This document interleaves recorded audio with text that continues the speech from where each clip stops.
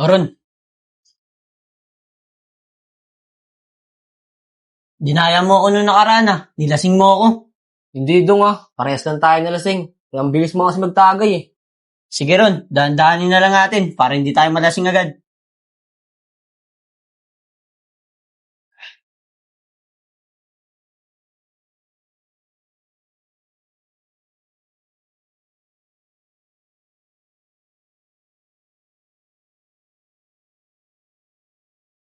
Dong bibili pa ba tayo? Hindi na ron, dito na kaya. Sige dong, nahinga ka muna dyan.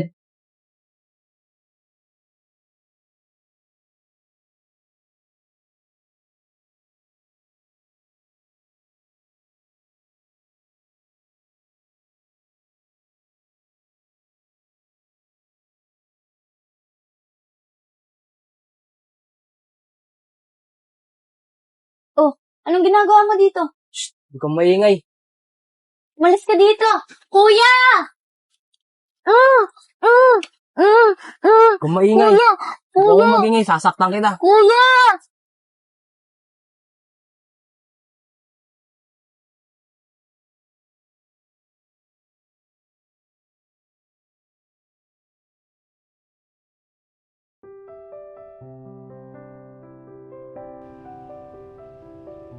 Asan kaya si Negra? Sabi niya, alauna kami magkikita dito sa plaza. Hindi naman nagre-reply. Ala, mag-aalas 12 na pala. Kanina pa nag-aantay dun sa akin si Rayceline.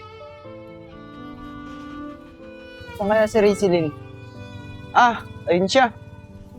Ray! Pasensya ka na kung natagalan ako. Dami ko pa kasing ginawa sa bahay Kala ko nga, Negra, di ka napupunta eh. Kanina pa ako naghihintay dito. Pasensya ka na talaga, Ray Tara na, pumunta na tayo doon sa kakilala ko para makapasok ka na sa trabaho. Sige, Negra, saan ba yun?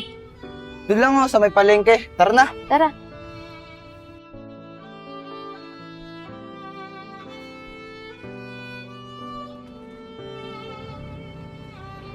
Ano, Ray? Strike ka na bukas. Sabi ko sa'yo mabait yan may-ari. Tara, doon muna tayo sa plaza. Tambay muna tayo. Sige, tara. Tara, Ray. Dito tayo. Wait lang nga pala, Ray. Ba't gusto mo magtrabaho? Ang bata-bata mo pa.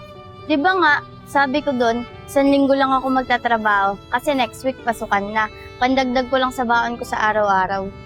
1 linggo lang pala. Kala ko pa matagalan. Buti pumayag yung may-ari. Oo, tsaka sinabi ko rin na extra lang ako, kaya pumayag. Buti nga, mabait yung may-ari eh. Oo, Ray. Mabait talaga yun. Wait lang, Negro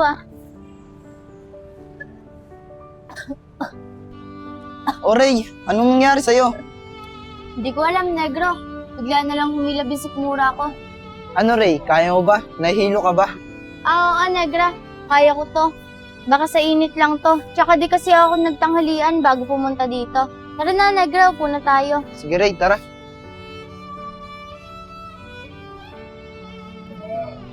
Ano, Ray? Kaya mo ba? Sabihin mo lang sa akin pag di mo na kaya para madala ito sa ospital. Siguro mataas lang yung dugo mo. Di naman siguro, Negro. Kasi ngayon ko lang naramdaman to eh. Sige, Ray. Pero pag di mo kaya, huwag ka na pumasok bukas. Pero wala ka naman lagnat. Ay nako, Negra. Huwag mo kong alalahanin. Kaya kaya ko to. Bigla lang talagang humilab yung sikmura ko. Pero ngayon, okay na ako. Sige, Ray. Buti naman kung ganun. Sige na, Negra. Mauuna na ako para makapagpahinga na muna ako. Sige, Ray. Magpahinga ka muna para bukas makapasok ka. Pupunta na lang ako bukas sa pinagtatrabahuan mo. Paano, Negra? Dito na muna ako. Sige, Ray. Ingat ka.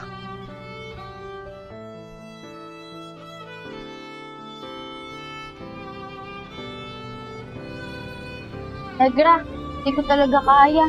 Tara, tambay muna tayo dun sa plaza. Sige, Ray. Tara. Bakit kami hindi pagod? Ray, ano bang nangyari sa'yo? Maghapon, ganyan din nararamdaman mo. Hindi ko nga alam, Negra eh. Bigla-bigla na lang ako nahihilo, tsaka nagsusuka. Ray, di kaya buntis ka? Kasi ganyan nangyari sa akin, yung nabuntis ako. Ikaw talaga, Negra. Pinapakaba mo ako. Pero Ray, sa totoo niyan, ganun talaga ang nararamdaman. Wait lang, Negra. Nasusuka na naman ako. Sige Ray, antayin kita dito.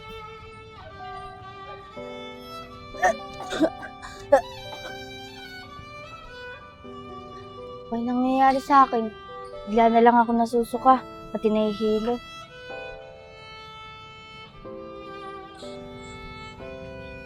Ano Ray? Ang tagal mo. Ano, kaya mo ba? Negra, baka hindi ko na muna ipagpatuloy yung trabaho ko. Nahiya na kasi ako kay madam eh. Kahit maya ako nagsusuka. Sige Ray, sasabihin ko kay madam.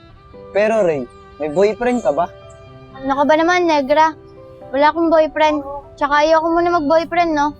Magtatapos muna ako ng pag-aaral. Ray, huwag kang magagalit ah. Kasi ganun talaga yung sintomas pag buntis yung isang babae. Ano ka ba naman, Negra? Hindi ako buntis. Tsaka nga, di ba, sinabi ko sa'yo, wala akong boyfriend. Sino bubuntis sa akin? Aso?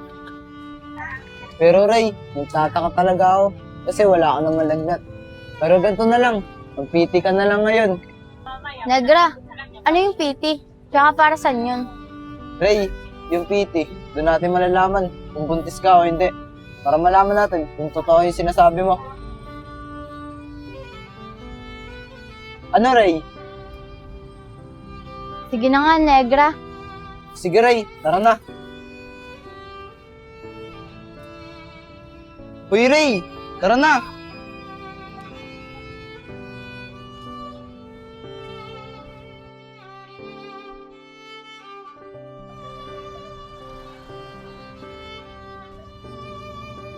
Tara Ray, doon tayo sa may CR ng munisipyo.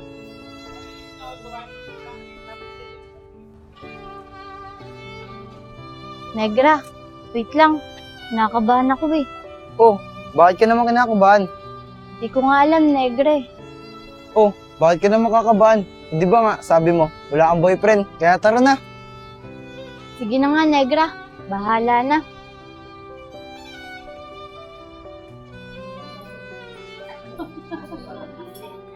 O Ray, gamitin mo na to. Antayin na lang kita dito. Sige, Negra. Tayo mo na lang ako.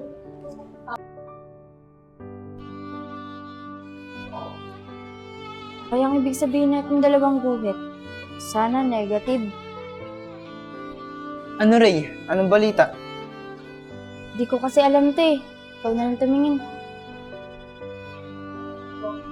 Ray, buntis ka? Negra, paano nangyari yun? Di ba nga, sabi ko sa'yo, wala akong boyfriend. Tara na nga. Doon muna tayo sa plaza mag-usap.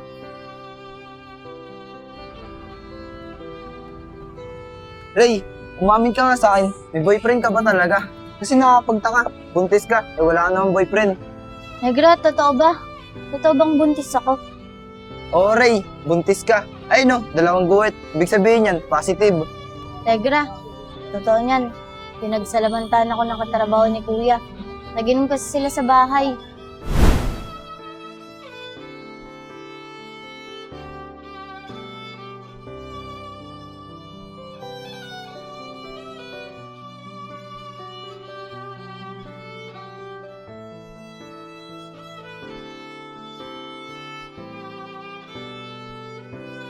Oh, anong ginagawa mo dito? Kung maingay. Malis ka dito! Kuya! Kung maingay. Kuya! Huwag Kuya! mong magingay, sasaktan kita. Kuya!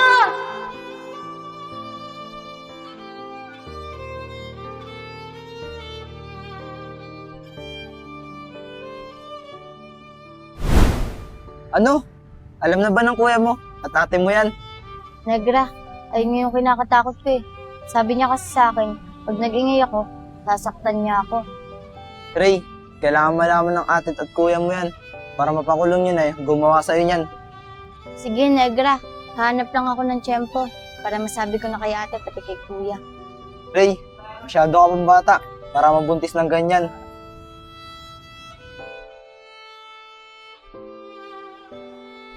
Badong, bakit naman ganyan yung ginawa mo? Alam mo naman may kapatid kang babae. Dito ka pa talaga naglalasing kayo ng kaibigan mo. Sa tingin mo, mababalik pa ba natin yan? Hindi na, kasi nangyari na. Ate, pasensya na po Di ko naman po alam na ganun gagawin ang katrabaho kay Ray.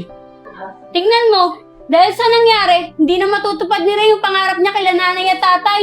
Badong, 14 years old lang yung kapatid natin, tapos wala pang ama yung magiging anak niya. Ate, pasensya na po Dahil kasalanan ko po at nagtiwala ako sa katrabaho ko. Pinatuloy ko siya dito sa bahay natin. Ano pa ba magagawa natin? Nangyari na. Maging aral na yan sa'yo na huwag kang basta-basta magpapasok dito sa bahay natin. Paano na lang kung hindi lang ganun yung ginawa kay Ray? Mababalik pa ba natin yung buhay niya? Ate, huwag na po kayong magalit. Palaglag na lang po natin para po mapagpatuloy ko yung pag-aaral ko. Ray, maling-mali ang naiisip mo. Malaking kasalanan sa Diyos yan. Ituloy mo yung pagbubuntis mo. Pag nakapanganak ka na, tsaka ka bumalik sa pag-aaral. Huwag kang mag-alala. Tutulungan kita. Ray, papakulong din natin yung gumawa sa'yo niyan. Pero huwag kang mag-alala. Siguraduhin ko na hindi siya makakalabas ng kulungan. Ate Kim, maraming salamat po Yaan niyo po, pagka nanganak ako, nagtatrabaho po agad ako para masustentuhan ko yung magiging anak ko. Sige Ray, pero huwag kang mag-alala. Tutulungan kita sa pag-aalaga sa kanya.